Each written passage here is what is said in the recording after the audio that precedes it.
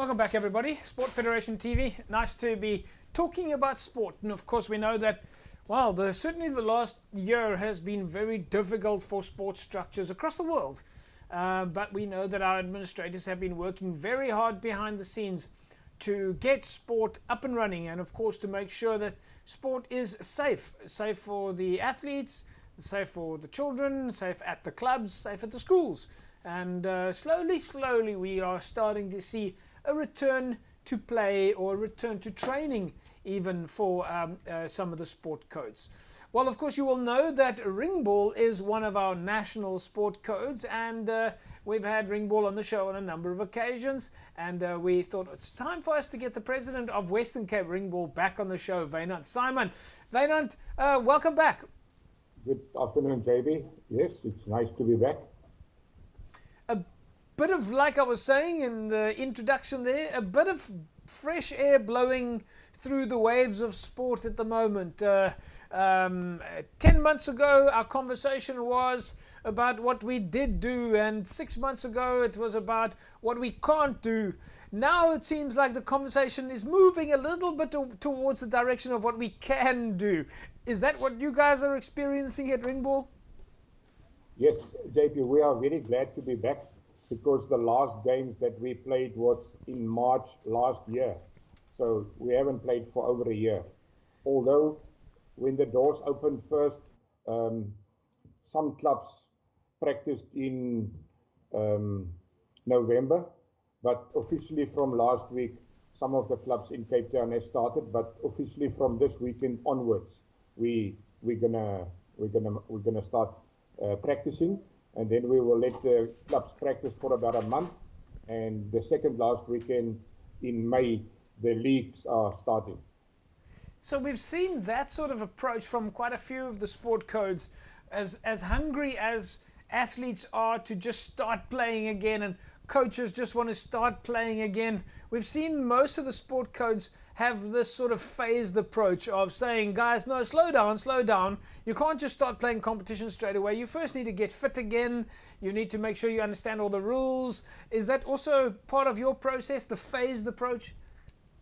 Yes, JP, because you can't get into any kind of a league or tournament if you're not match fit. And, you know, we haven't played for a year. So even if you're a player that has played for 20 years, if you haven't played for a year, you've, like, won't say you lost some of your skills, but you need to get into the right moves that you got to do in the different blocks. You know, we play in 3 blocks, and the moves in each block is different.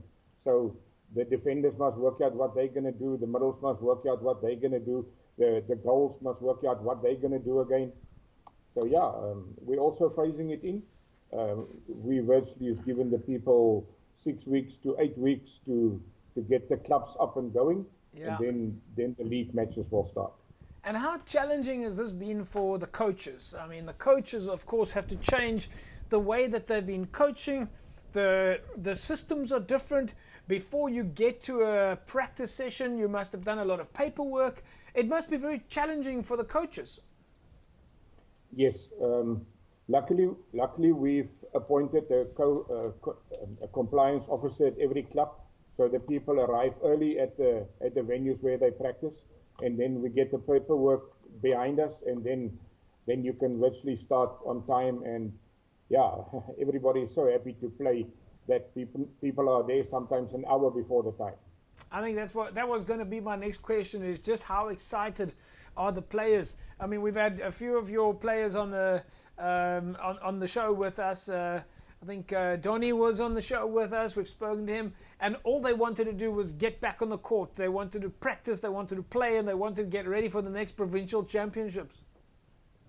Yeah, to show you or to tell you how willing people was to come back, and how they really wanted to come back in Helderberg. The first night at the practice, there was 26 people. So yeah, that's amazing. 26 people at Ringball is a big number. We know that Ringball is consistently growing. You've put a lot of effort into making sure that Ringball is an active structure across the country. Many people might not know it, but of course we keep promoting it here and make sure that people know what Ringball is. we keep telling people that, explaining how Ringball is played. But you've also had quite a lot of success in terms of ticking a lot of boxes from an administrative point of view to make sure that your clubs, in the absence of games, your clubs are well structured, they're well organized, and they're ready to go. Yes, JP, I won't say the COVID has come at the right time, but COVID has given us the opportunity to things that you never really get time for, to update your constitution, your regulations, your different codes that you've got. So yeah, we've done quite a lot of extensive work in the 4 districts where we are playing. So yeah, it's to bring everybody, all the constitutions in line with each other, and with the Western Cape and with the mother body. So yes, and then we've also circulated lots of letters, information to the different clubs about gender-based violence. Yes, so we've kept ourselves busy in the off time. That's fantastic. You've got a few new clubs on the books as well, apparently. Yes, just before the COVID, we opened a club in Saldanha Bay, and virtually at the end of the COVID, before we went into the second wave, we opened another club in there as well, and we also managed to establish their district structure. So we've applied for affiliation, so we will most probably get that within the next couple of days. So in the world of Ringball, that means you've had probably, I'm guessing, a 30% increase in club structures. Yeah, mathematics don't matter. The point is, you've added on clubs. That's very exciting.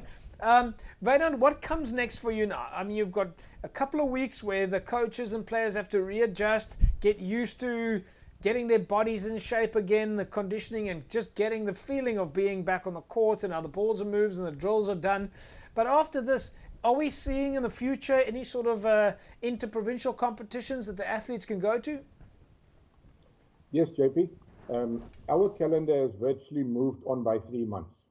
So where we were going to start in January in the Western Cape, we're starting in April now. The national tournament is not going to be in July anymore. It's moved out to October. So it's giving us a little bit more time to prepare for that as well. So yes, we are definitely going to take some teams to the national championships. And we're going to take children to the schools tournament. The only problem that there's only 1 week available in the October holiday. So where exactly, we know where the senior tournament is going to be. We don't know yet where the schools tournament is going to be. There might be at 1 venue, there might be at 2 venues. We don't know yet. But yeah, we can't not take people for another year, not to a tournament. Well, that's a nice problem to have, when your problem is about where do you play or when do you play, as opposed to the problem we had before of you cannot play. So I think that's exciting for your players, exciting for your coaches. They know that there's competitions coming up, and that's really positive.